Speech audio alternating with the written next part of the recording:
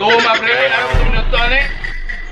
Akong balita, pre, diri daw sa Tagum, sa Grand Mall, na bagong open nga kananan. Lami o barato ba? Pwede na. Pre, doon tayo. Kuan ka, barato man jud ka dito. Ay, barato, pre, tara. Unsa Sama kay ba? mga sudan dito, no? Ay, marami doon, pre. Tara, punta natin. Tama, pre. Para mainam to, pre. Samahan mo ako. Punta natin yung Grand Mall. Atong testingan kung legit ba yun na. Nasa loob lang yun, nasa kanilang food court. Tara. Samahan kami, guys. Tara, pre. Mukapan ko, pre. Good morning! Hello guys! For today's video is may pupuntahan tayong bagong bukas na kainan sa Grand Mall located at Apocon Road, Tagum City. Ngayon guys, ang sabi daw nila, masarap daw ang kanilang patinda. Masubukan nga, may papagkaom ng lami. Pero ang gugma, wag do'y lami. Ang sabi sa mga narinig ko, masarap na doon at higit sa lahat, mura pa. Ate, masubukan na. Bali, ang pangalan ng kalang store ay Kusina ni GS. Bakit GS?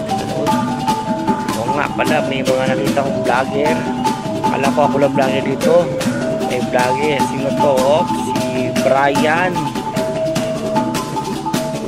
At isa pa, sa likod niya, si Daddy Prince, motovlog. At si Pinky. Oh my God, anti vlogger. At chat pa, kamit ko si CC Vlog, Lady Rider. Ayan nga, makakapicture nga. Sa wakas, nakapicture sa kanila. Sa mga vlogger na sikat ng Tagum. Guys, pala meron sa dito ay meron silang chicken pastel with lumpia 55. At meron silang pritong bangus, pritong lumpia with rice. Sisig lumpia at rice 95 lang. At meron silang iba-ibang pagpilian. Sabi kanya, sop daw. Dito na po sa kusina ni GS sa Grand Mall, Tagum City. Located at Apocon Road, Tagum City na po mga idol, mga mamangs, mga papangs. Punta na kayo.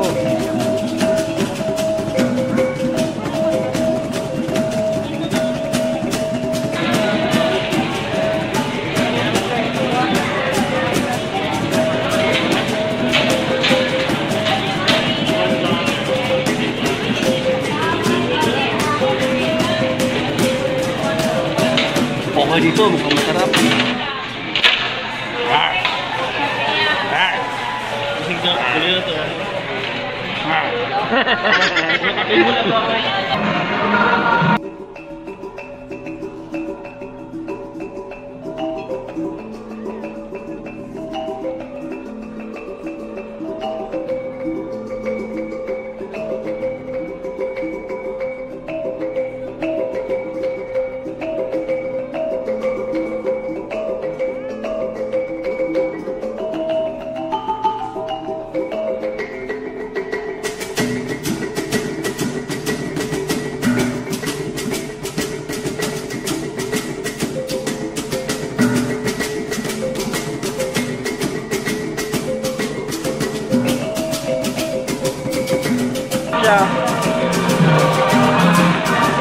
Gusto good.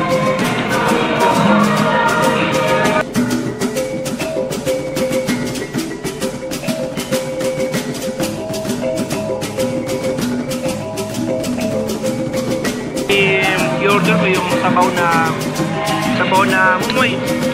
Ala,